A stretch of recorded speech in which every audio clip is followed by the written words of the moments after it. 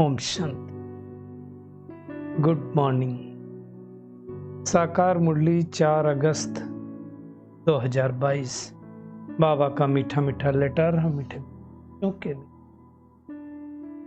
मंथन शुरू करने से पहले सदगुरु बाप दादा की शांति भरी किरणों के नीचे बैठ जाए और अनुभव करते हैं,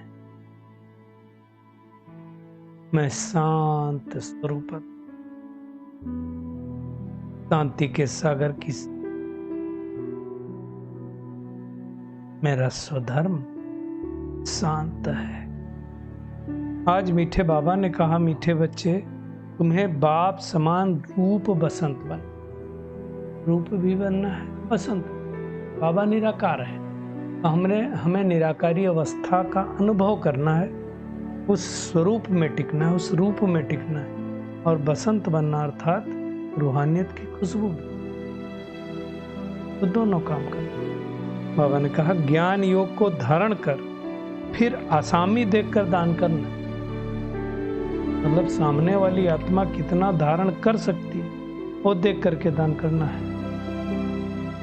ऐसा नहीं सामने वाले को सुनने की ताकत ही ना हो, उसको हम सुनाते क्यों नहीं, उसकी सुनने की दिल ही नहीं हो, उसके पिछाड़ी हमको टाइम वेस्ट नहीं करना। हमारा टाइम बहुत बहुमूल्य है।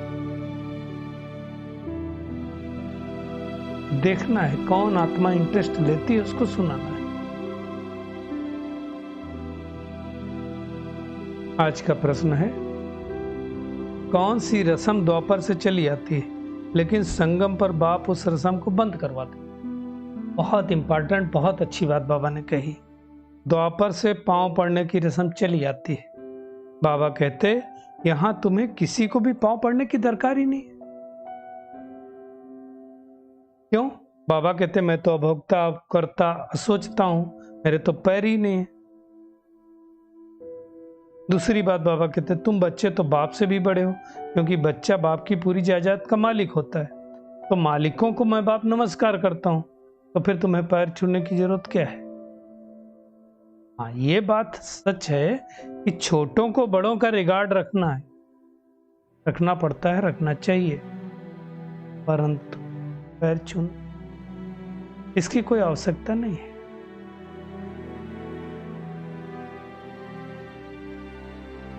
आज का गीत है, जो पिया के साथ है उसके लिए ज्ञान बरसात। वो बरसात तो हमेशा होती है, हर साल पड़ती है, वो है पानी की बरसात।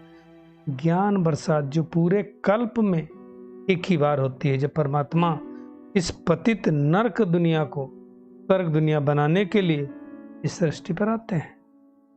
इसलिए इसे विषय सागर कहा जाता है। विषय सागर मतलब विष, विषय मतलब विष से बना है। विष अर्थात काम अग्नि। बाबा कहते हैं उससे भारत काला हुआ, और बाबा ज्ञान वर्षा करके उसे गोरा बनाता है। बाकी उस बरसात की थोड़ी बात है। आत्मा काली हो गई ना, तो सबको बाबा पवित्र बना देता है। अब जो मूल वतन में आत्माएं रहती वो पतित नहीं हो सकती, वो सब पवित्र आत्माएं रहती। और सतयुग में भी पवित्र आत्माएं ही रहती, वहां कोई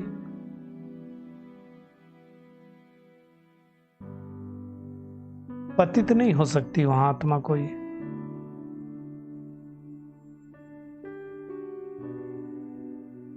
इसीलिए आप देखो विष्णु को क्षीर सागर में दिखाते। दुनिया में उसका अर्थ मनुष्य थोड़ी समझते हैं कि क्षीर सागर क्यों दिखाते हैं, क्योंकि पावन है। विष्णु के 2 रूप है ना, लक्ष्मी और नारायण। कहते हैं वहां घी की नदियां बहती थी, जरूर क्षीर सागर होगा ना। दुनिया वाले फिर मनुष्य विष्णु को क्या कह देते हैं? भगवान कह देते हैं। अब बाबा ने कहा, भाई जिसको समझ है उसको पता है विष्णु भगवान ने क्यों। विष्णु देवताय नमः, ब्रह्मा देवताय नमः, शिव परमात्मा नमः कहते हैं, तो इसका मतलब वो देवता है। समझने की बात है ना।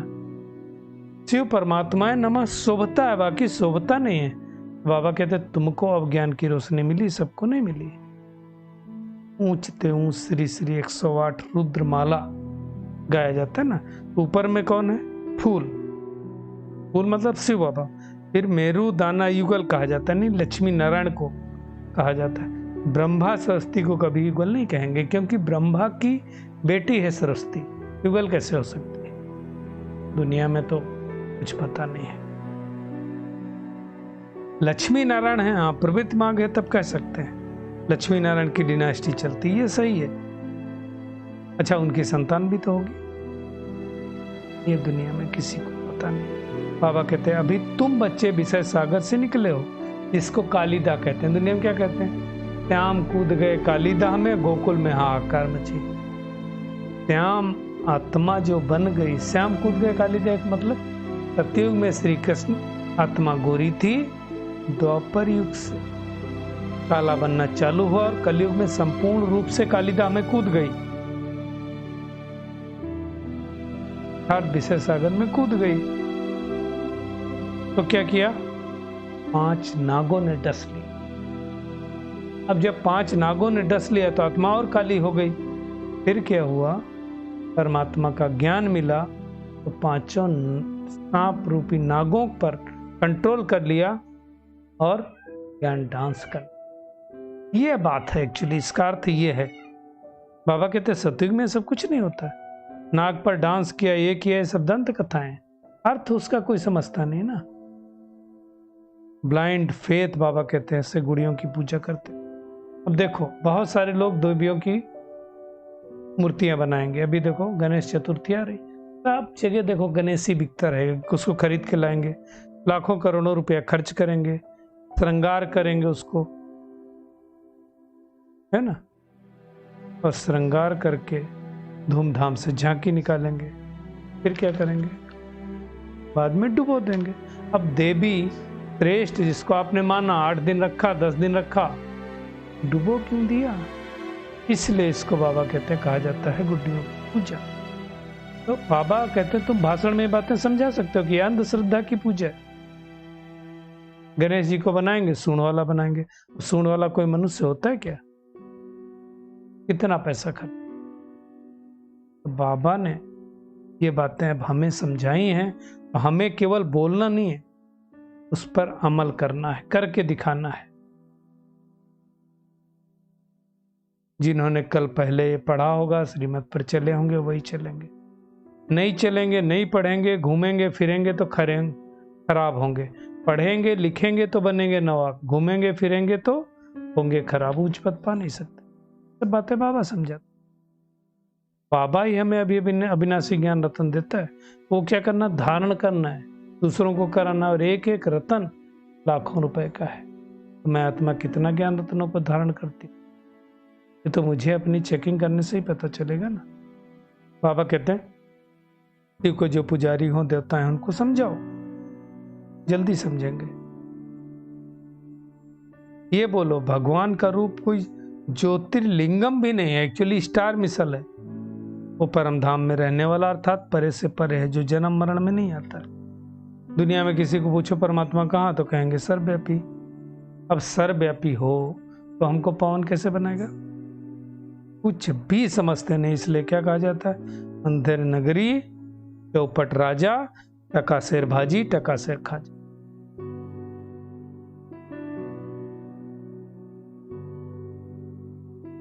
बाबा कहते तुमको तो बाबा ने हर बात से छू।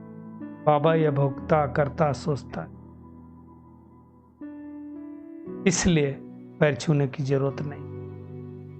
रिगार्ड करना है, पैर नहीं छूना। तो बाबा समझाता है कि देखो आत्मा कहते हैं हम शिव बाबा की गोद लेते हैं, शिव बाबा ब्रह्मा द्वारा हमको अडॉप्ट करते हैं, तो ये माँ हो गई। याद शिव बाबा को करना है तो पहली माँ, और ये हो गई दूसरी माँ। वर्षा हमें किसको मिले? किससे मिलेगा? शिव बाबा से मिलेगा ना। योग में जो रहेंगे, ज्ञान धारण करेंगे, कराएंगे, तो बाबा कहते मेरे समान रूप बसंत बन जाएंगे और फिर मेरे साथ चल पड़ेंगे।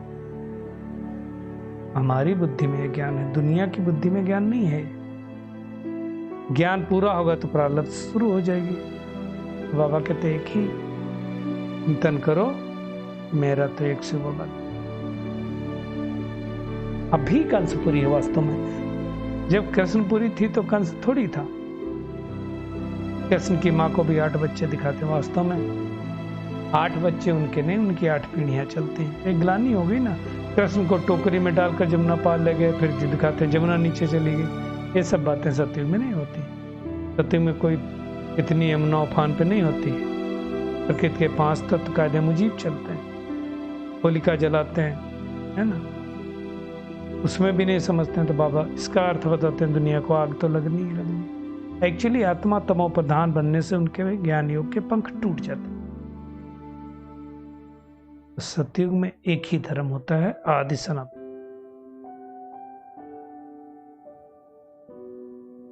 बाकी दूसरा कोई धर्म नहीं होता, जिसकी स्थापना बाबा इस समय कर रहा है।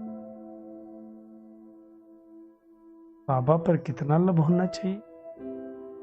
और उस बाबा का कोई अपना बाप भी नहीं, टीचर भी नहीं, गुरु भी नहीं। ब्रह्मा विष्णु शंकर का भी रचयिता वो है, पिता है। ये बातें समझ नहीं। बाबा कह रहे हैं अभी बाबा ज्ञान की वर्षा हमारे ऊपर बरसाते हैं, तो हम पावन बन रहे हैं कि नहीं बन रहे, वो चेकिंग करना है। वर्षा हो रही है, भगवान के पास जाना है, मधुबन जाना है, बादल भरना है, फिर रिफ्रेश होने के लिए आना है, फिर भर करके जा करके बरसाना। भरेंगे नहीं तो राजाई पद नहीं पाएंगे। बाबा कहता है वो प्रजा में चले जाएंगे। कोशिश करके जितना हो सके बाबा को याद करना। दुनिया में तो कोई किसको याद करता, कोई किसको याद करता। अथाह नाम है भक्ति मार्ग। बाबा या करके समझाते हैं, वंदे मातरम, माताओं की भी वंदन। बाबा ने कहा बाकी थोड़े रोज हैं, बस घर बैठे शिव बाबा को और वर्षे को याद करते रहो। जितना याद करेंगे उतना विक्रमाजीत बन जाएंगे, और जितना प्रजा बनाएंगे, आप समान बनाएंगे, उतना राजा बनेंगे। मेहनत करनी है ना, मेहनत पे अगर किए थोड़ी होगा, धारणा कर फिर दूसरों को करानी है। तो आज का होमवर्क क्या है? एक तो बाप समान रूप पसंद बनना है, अपना समय वेस्ट नहीं करना है, सफली करना। ज्ञान दान भी पात्र देख करके करना है। जो सुनना ही नहीं चाहते उनके पीछे टाइम वेस्ट नहीं करना। बाबा के और देवताओं के भक्तों को कोशिश करके ज्ञान देना है, वो सुनेंगे। और अविनाशी ज्ञान रत्नों को ही धारण करके हमें साहूकार बनना। पढ़ाई जरूर पढ़नी है, एक एक रत्न लाखों रुपए का है, तो कितनी मेहनत करनी चाहिए। आज का बाबा का वरदान है, हर कर्म में बाप का साथी रूप में अनुभव करने वाले सिद्धि स्वरूप हो। बाबा कहते हैं सबसे सहज और निरंतर याद का साधन है सदा बाप के साथ का अनुभव हो। महसूस होता रहे कि बाबा हमारा साथी है। साथ की अनुभूति याद करने की मेहनत से छुड़ा देती। मेहनत नहीं करनी पड़ेगी। जब साथ है तो याद रहेगी ना, जो साथ होता है तो उसकी तो याद रहती ही रहती। लेकिन ऐसा साथ नहीं कि सिर्फ साथ में बैठा लेकिन साथी है का मतलब मददगार है, केवल बैठा है, कुछ हम ध्यान ही नहीं दे रहे हैं, वो मतलब नहीं। साथ वाला कभी भूल भी सकता है लेकिन साथी नहीं भूलता, मददगार होता है ना सब।